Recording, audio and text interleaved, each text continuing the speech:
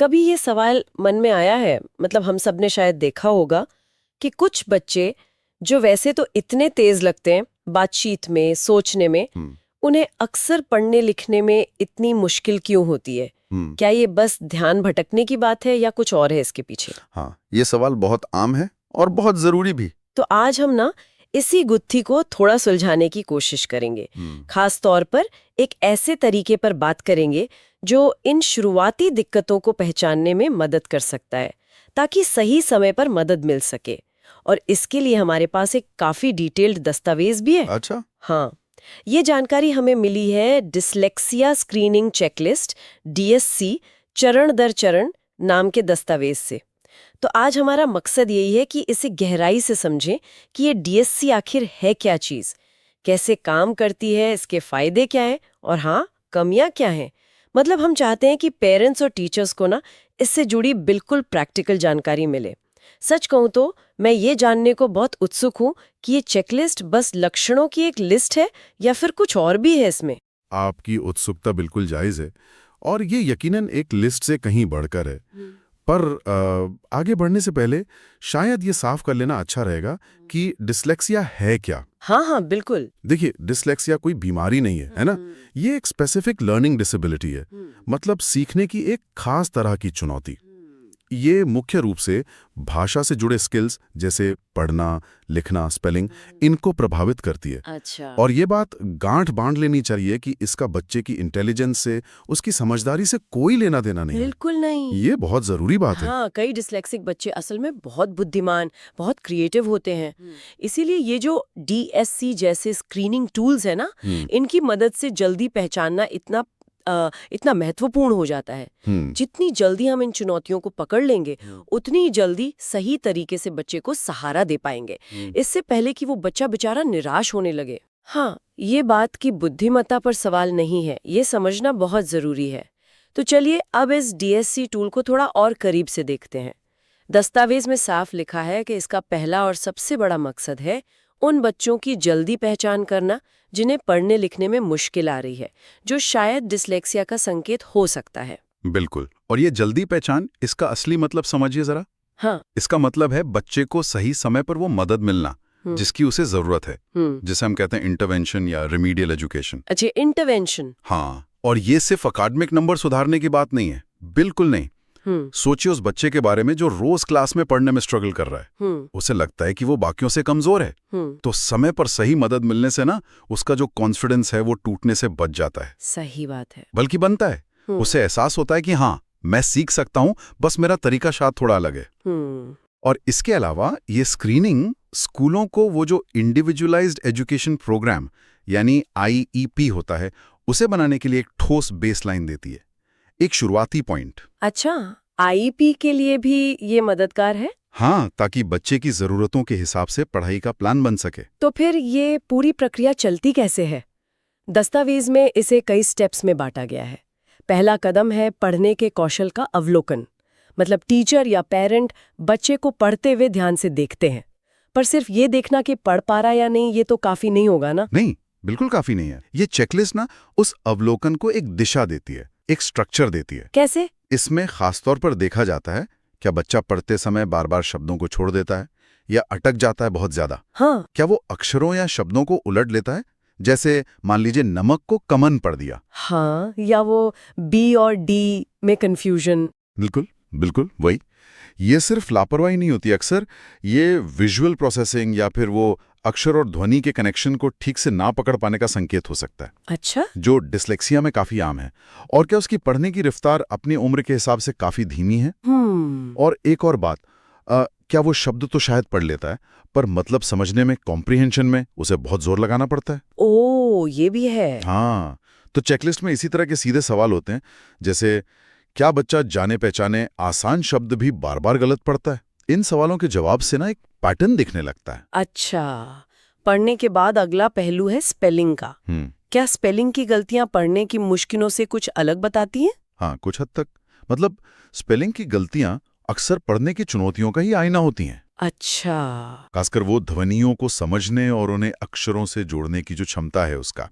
इस स्टेप में देखा जाता है कि बच्चा लिखते समय कैसी गलतियां करता है और कितनी करता है, खासकर आम इस्तेमाल होने वाले शब्दों में, या फिर वो शब्द जिनकी स्पेलिंग उनके उच्चारण से सीधी मैच नहीं करती। हाँ, जैसे इंग्लिश में वो इनफ या थ्रू। बिल्कुल। तो क्या बच्चा अक्षर छोड़ देता है, जैसे कमरा को कम लिख दिया, या फिर फालतू अक्षर जोड़ देता है, जैसे स्कूल को स्कूल लिख दिया, या अक्षरों का क्रम ही उलट देता है, मदद को दमद लिख दिया।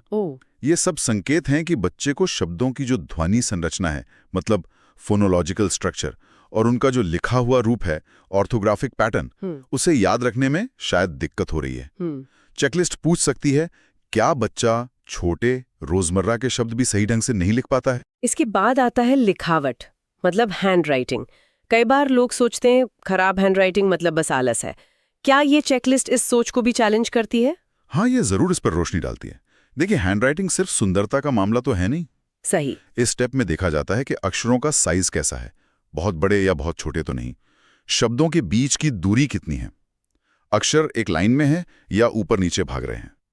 और एक जरूरी बात, क्या बच्चा बोर्ड से या किताब से देखकर कॉपी करने में भी गलतियां करता है या बहुत धीमा है? अच्छा, मत कॉपी करने में भी? हाँ, कभी कभी खराब हैंडराइटिंग फाइन मोटर स्किल्स की कमजोरी से जुड़ी हो सकती है, जो डिस्लेक्सिया के साथ हो भी सकती है, नहीं भी। लेकिन कई बार ये इसलिए भी होती है क्योंकि बच्चा लिखने के काम में इतना ज्यादा मेंटल एफर्ट लगा रहा होता है, स्पेलिंग सोचने में, वाक्य बनाने में, कि अक्षरों को सही बनाने के लिए उसके पास दिमागी एनर्जी या ध्यान कम बचता है। अच्छा, मतलब ध्यान बढ़ जाता है। हाँ, कह सकते हैं। सवाल हो सकता है, क्या बच्चे को वाक्यों को साफ साफ और सही तरीके से लिखने में कठिनाई होती है? चौथा चरण और दस्तावेज के हिसाब से शायद सबसे अहम में से एक है ध्वन्यात्मक जागरूकता, फोनोलॉजिकल अवेयरनेस। ये सुनने में थोड़ा टेक्निकल लगता है, लेकिन आप कह रहे थे कि ये डिस्लेक्सिया को समझने के लिए बहुत जरूरी है। क्यों भला? ये वाकई डिस्लेक्सिया की जड़ से जुड़ा हुआ पहलू है। बिल्कुल बिल्कुल। अच्छा। फोनोलॉजिकल अवेयरनेस का मतलब है भाषा की जो ध्वनि संरचना है उसको समझने और उसमें फेरबदल करने की क्षमता। आसान शब्दों में कहें तो, क्या बच्चा तुकबंदी वाले शब्द, राइमिंग वर्ड्स पहचान पाता है, जैसे राजा, बाजा? हाँ। क्या वो किसी शब्द को उसके अलग अलग हिस्सों, सिलेबल्स में तोड़ सकता है, जैसे किताब में के और ताब? क्या वो किसी शब्द की पहली या आखिरी आवाज पहचान सकता है? और सबसे जरूरी, क्या वो अलग अलग आवाजों को जोड़कर शब्द बना सकता है? हाँ। जैसे क प्लस अ प्लस ल इज इक्वल टू कल। अच्छा, ध्वनियों को जोड़ना। हाँ, या किसी शब्द को उसकी आवाजों में तोड़ सकता है, जैसे आम इज इक्वल्स टू आ प्लस म। डिस्लेक्सिया में दिमाग का वो हिस्सा जो इन आवाजों को प्रोसेस करता है, वो थोड़ा अलग तरीके से काम करता है। ओह। इसीलिए लिखे हुए अक्षरों को उनकी आवाजों से जोड़ना, जिसे डिकोडिंग कहते हैं, वो इतना मुश्किल हो जाता है। और यही तो पढ़ने की बुनियाद है। सही बात है। अगर बुनियादी कमजोर है तो पूरी इमारत हिलेगी ही। इसीलिए ये आकलन इतना जरूरी है। ये तो बहुत अहम जानकारी है। अच्छा, पढ़ने और ध्वनियों के बाद अगला मुद्दा है पढ़कर समझना, रीडिंग कॉम्प्रिहेंशन। अगर कोई बच्चा शब्द सही पढ़ भी ले, तो क्या गारंटी है कि वो समझ भी रहा है? कोई गारंटी नहीं है, और ये एक बड़ा मुद्दा है। कई बार बच्चा अपनी सारी दिमागी ताकत सिर्फ शब्दों को सही पढ़ने में, मतलब डिकोड करने में लगा देता है। हाँ। कि उसके पास मतलब समझने के लिए रिसोर्स ही नहीं बचते। इस चरण में बच्चे को उसकी उम्र के हिसाब से छोटे पैराग्राफ पढ़वाए जाते हैं और फिर उससे जुड़े सवाल पूछे जाते हैं। अच्छा। देखा जाता है कि क्या वो पढ़ी हुई मुख्य बातें याद रख पाता है, घटनाओं का सीक्वेंस समझ पाता है, कहानी के कैरेक्टर्स के इरादे या फीलिंग्स का अंदाजा लगा पाता है, मतलब इन्फ्रेंस कर पाता है, या फिर वो बस शब्दों के ऊपर से गुजर गया है बिना मतलब समझे। चेकलिस्ट का सवाल हो सकता है, क्या बच्चा एक सरल पैराग्राफ पढ़ने के बाद उससे जुड़े आसान सवालों के भी सही जवाब नहीं दे पाता? मतलब सिर्फ पढ़ना काफी नहीं, समझना भी उतना ही जरूरी है। बिल्कुल। फिर आता है मेमोरी और सीक्वेंसिंग, याददाश्त और क्रम।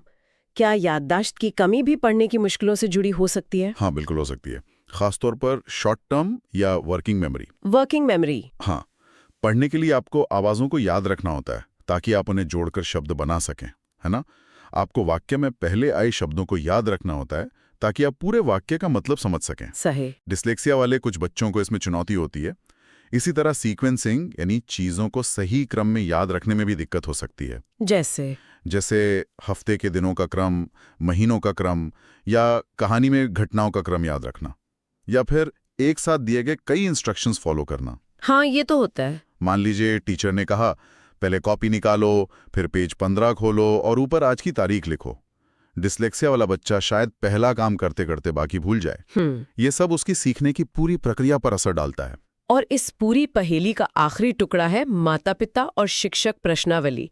इनकी क्या भूमिका है जब हम बच्चे का सीधा आकलन कर ही रहे हैं? इनकी भूमिका बहुत अहम है, बहुत ज्यादा, क्योंकि वो बच्चे को उन पहलुओं से जानते हैं जो शायद एक छोटी सी स्क्रीनिंग में सामने ना आए। अच्छा। वो बच्चे को अलग अलग माहौल में देखते हैं, घर पर, क्लासरूम में, दोस्तों के साथ।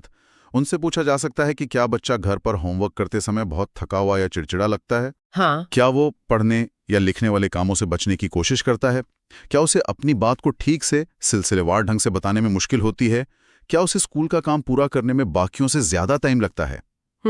माता पिता बच्चे के शुरुआती विकास के बारे में भी बता सकते हैं, जैसे बोलना कब शुरू किया वगैरह। ये सारी जानकारी मिलकर एक ज्यादा सटीक तस्वीर बनाने में मदद करती है। सही है। ये सिर्फ स्कोर नहीं है, ये बच्चे के रोजमर्रा के संघर्षों को समझने में मदद करती है। ठीक है, तो ये सारी चरण मिलकर काफी डिटेल्ड जानकारी इकट्ठा करते हैं। अब सवाल यह है कि इस जानकारी का मतलब कैसे निकाला जाता है, स्कोरिंग कैसे होती है और उससे आगे क्या होता है? आमतौर पर चेकलिस्ट के हर सवाल का जवाब हाँ या नहीं में होता है। कुछ वर्जन में शायद 0 से 2 का स्केल भी हो सकता है, जो दिक्कत कितनी गंभीर है ये बताता है। अच्छा। अगर ज्यादातर सवालों के जवाब हाँ में आते हैं या कुल स्कोर एक तय लिमिट से ज्यादा होता है, तो ये एक तरह का रेड फ्लैग है। Red flag? हाँ, ये इस बात का मजबूत संकेत है कि बच्चे को डिस्लेक्सिया या उससे मिलती जुलती सीखने की कठिनाई होने का खतरा हो सकता है। खतरा मतलब पक्का नहीं? बिल्कुल। यहां यह समझना बहुत जरूरी है कि ये चेकलिस्ट डायग्नोसिस नहीं करती, ये सिर्फ स्क्रीनिंग करती है, मतलब खतरे की पहचान करती है। ठीक है। अगर खतरे का संकेत मिलता है तो अगला कदम होता है बच्चे को डिटेल मूल्यांकन के लिए किसी स्पेशलिस्ट के पास भेजना, जैसे कि स्पेशल एजुकेटर, क्लिनिकल साइकोलॉजिस्ट या पीडियाट्रिक न्यूरोलॉजिस्ट। अच्छा, स्पेशलिस्ट के पास। हाँ, वही विशेषज्ञ फिर अलग अलग स्टैंडर्डाइज्ड टेस्ट के जरिए कंफर्म कर सकते हैं कि क्या बच्चे को वाकई डिस्लेक्सिया है और उसकी जरूरतें क्या हैं। ये अंतर समझना वाकई बहुत जरूरी है, स्क्रीनिंग वर्सेस डायग्नोसिस। अब अगर हम इस डीएससी के फायदों पर बात करें तो सबसे बड़ा फायदा तो यही लगता है कि ये मुश्किलों को जल्दी पकड़ लेती है। निश्चित रूप से, और ये जल्दी पकड़ ही सबसे बड़ा बदलाव ला सकती है। सोचिए, अगर किसी बच्चे की पढ़ने की मुश्किल क्लास 1 या 2 में ही पहचान ली जाए और उसे सही मदद मिलनी शुरू हो जाए, तो क्लास 5 या 6 तक पहुंचते पहुंचते वो कहां से कहां पहुंच सकता है। जी। देर से पहचान होने पर बच्चा न सिर्फ अकादमिक रूप से पीछे रह जाता है, बल्कि उसका आत्मविश्वास भी बुरी तरह हिल जाता है। सही बात है। दूसरा बड़ा फायदा यह है कि ये टूल शिक्षकों के लिए बनाया गया है, इस्तेमाल करने में काफी प्रैक्टिकल है। इसे क्लासरूम में बिना किसी खास तामझाम के इस्तेमाल किया जा सकता है। और जैसा आपने कहा, ये सिर्फ पहचान पर नहीं रुकती, ये आगे क्या करना है इसका रास्ता भी दिखाती है। बिल्कुल। स्क्रीनिंग के नतीजों से पता चलता है कि बच्चे को किस खास एरिया में ज्यादा दिक्कत है।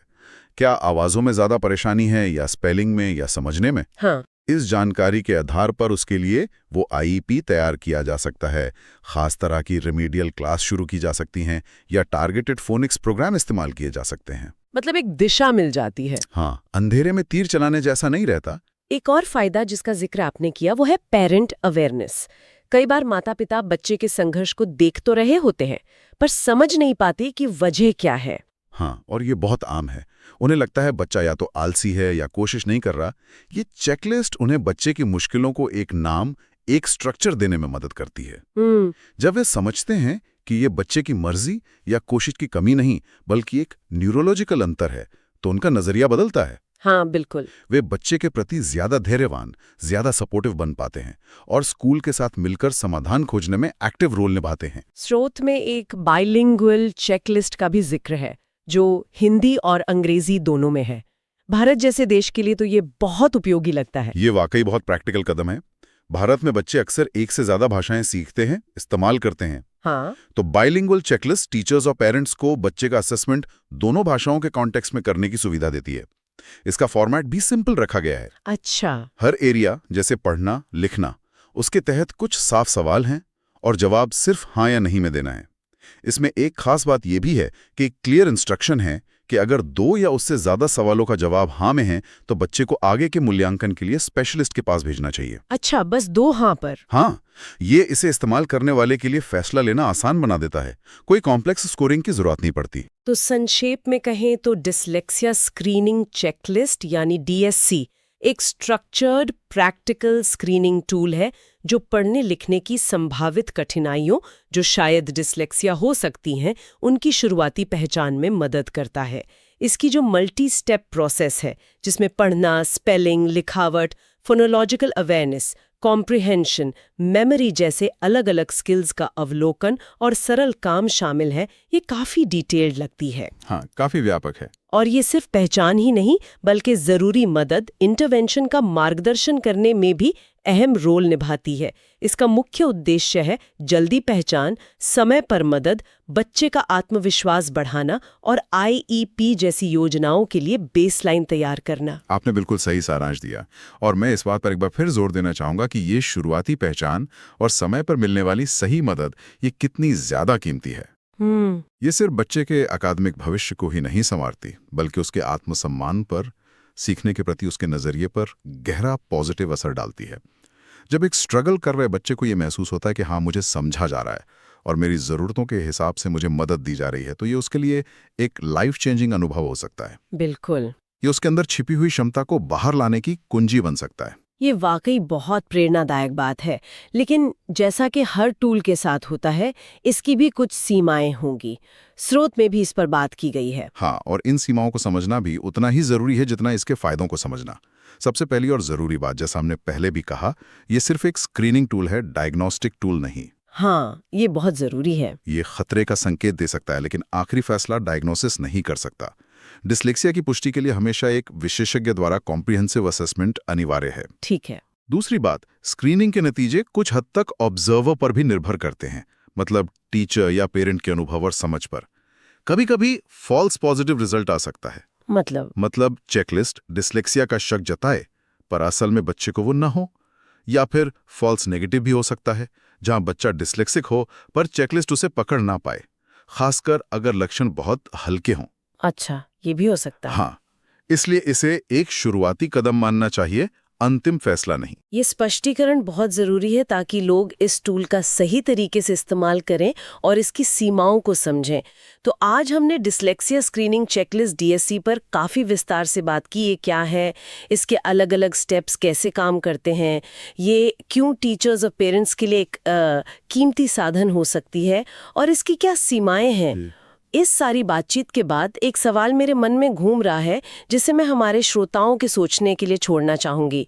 अगर हम सब मानते हैं कि शुरुआती पहचान इतनी महत्वपूर्ण है और बच्चों की जिंदगी में इतना बड़ा फर्क ला सकती है, तो हमारे स्कूलों में, हमारी कम्युनिटीज में इन स्क्रीनिंग प्रक्रियाओं को ज्यादा व्यवस्थित, ज्यादा सुलभ और नियमित बनाने के लिए असल में क्या ठोस कदम उठाए जाने चाहिए? क्योंकि सिर्फ एक टूल का होना काफी नहीं है, उसे सही ढंग से और सब तक पहुंचाना, व्यापक रूप से इस्तेमाल करना शायद असली चुनौती वही है। इस पर विचार कीजिएगा।